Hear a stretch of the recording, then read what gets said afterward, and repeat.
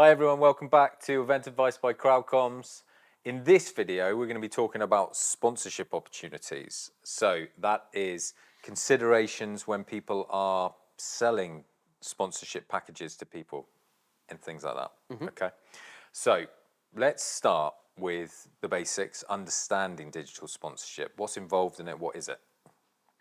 So it's going to be the same in event technology as is in social media, sponsorship areas, banner adverts, digital advertising. So it's finding an audience where your product is going to be of value to them and making sure that you are front and foremost in front of that audience.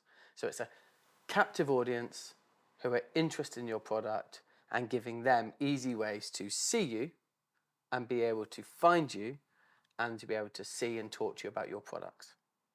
What a beautiful, perfect little package. Okay, what are my key considerations when I'm building my sponsorship packages? So if I'm an organizer, I need to go out to companies that I believe have relevance to my audience. If they don't have relevance, it's going to be a hard sell. If you know you've got a good audience, and a good audience isn't always a big audience, it Yep. can be a small but relevant audience.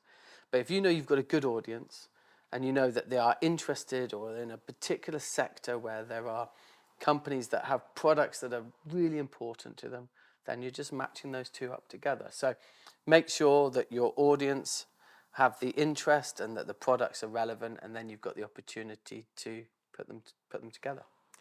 How am I leveraging event technology to put those two together? What's my toolkit? You've got loads of tools. You can do some of the more stuff I can touch, the hardware pieces. Yeah. So if you're talking in the technology journey, you turn up at your badge printing machine. It can be wrapped. So this is the hardware. Yep. And they look beautiful, don't they, those They do look robots? really good wrapped. Some beautiful designs on the actual hardware. You've got that digital real estate where you can turn up and you can have badge ticketing sponsored by. You've built a beautiful feature, and this is where the detail is important, Yep. because you've built a beautiful feature where you can choose to have your sponsors move across. Is that ticker tape? That's ticket tape when they're Or constantly they moving. can come in and out. Yep. So what's that called? It's fading. Fading. Or we could have one, two, Yep. Carousel. I think that we call it carousel. carousel. Carousel. So you've got loads of detail around how you can present those sponsors as well. So some of the physical stuff, the badge that they print On the badge. Yeah. can be fully sponsored. Different people in your audience can be put into groups, and the sponsor that is put onto their badge can be relevant to something they said at registration. Who are you most interested in speaking to? I want to talk to football companies. And when it prints out, your badge could have a football printing sponsor. Yep. So you're making sure that it's relevant to that particular person. Yep. So personalization through sponsorship. I can push alerts and notifications to the people that have shown an interest in certain topics that might be related to key sponsors. So sponsorship is about not only caring enough to find sponsors that are relevant, but personalizing the ones that we present to people that we feel might be interested in them. And then you're really going to facilitate those good conversations that generate that return for your sponsors. I feel like that's where people perhaps let themselves down sometimes, is that they perhaps don't know that you can personalize sponsorship to people through an event platform. It's if you're segmenting your audience into the specific groups, there is loads of way to just put the right relevant, and that's if you look at all the social data with the big companies that it's all about personalization and knowing the audience to put the right ads in front of them, isn't it? I sometimes don't feel like people know that you can do that with an event app. Sometimes it's okay to have like passive sponsorship that you just look at Yeah. and it's like, oh. So quite often on a registration sheet, on a registration page, you might have 10 or 11 sponsors. Yeah. It might be That's what we see a all lot, of the isn't it? sponsors. Yeah. And then it becomes very much more targeted at the event, a kiosk sponsor, a Yeah. badge, the actual badge sponsors, push notifications, meeting bookings, gamification where we're driving people to Yeah. certain sponsors. Yeah. So it'll be a lot more tailored, but it's okay to have the passive ones, the banners, and then you have the more focused ones that run underneath it, which are normally delivered by the event app.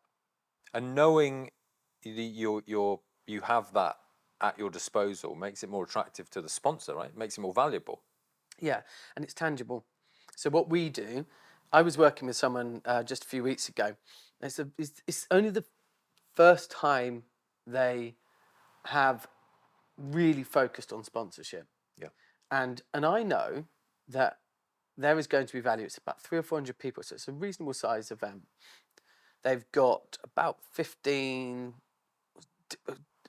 sponsors in one category and 10 in another, but they're all all in the event at the same time. So I know that there's going to be great value for lead capture. So that's a tool where you can actually capture the effectiveness of your campaign.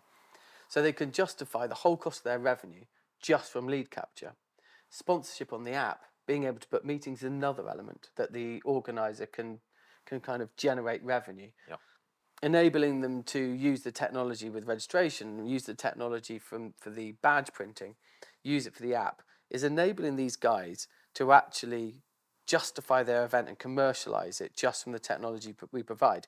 Now, the point I make is they can actually build a lot of that in to present to their exhibitors. So they've got a prototype and they've purchased the software, but some of the add-ons they haven't done. And what they're doing is they're actually using their prototype to generate the sponsorship revenue, which then is clicking on the add-ons in the technology. So we've now covered enough costs. Could you guys bring 5 of the big kiosks rather than 5 of the minis? Yeah.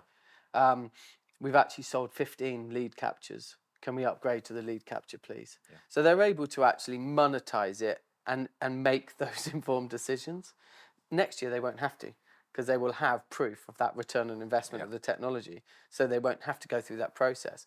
But it takes away, it's like that assurance that you know you're on the right route. Yeah. And thankfully, we've got the flexibility, the skill internally as a team to be able to show people how to leverage our technology to maximize their sponsorship opportunities. And talk to me about integrating that back to your digital CRM, your digital platform, back into your CRM and things like that to learn for next year. Things like the lead capture can easily be exported and put in. So if you're talking about the actual exhibitor, that's a bit more manual. That lead capture app, that'll be exported back into a CRM. But when we're talking about the event specifically, attendance, badges printed, number of conversations, number of meetings, that can be used, that data can be used and pushed into the relative CRM. It's normally an integration with a management system that an organisation is using to enable them to look at the effectiveness of the campaign. But the effectiveness of an event will be the repeat purchase of the exhibitor space. And so often, really confident companies that know they've done a good job, they'll be watching the data and they'll be able to go up to someone and say, days after, I mean, quite often they do it on the trade show, which I always find, I'm so focused on what I'm doing, I don't actually like that, but repeat sign-ups on the trade show. But we like to be able to say to a client afterwards, your exhibitors average 50 appointments. Yeah. They sent out 400 messages. Their pinned activity feed post had 24 different photos and comments and engagement around it. Yeah.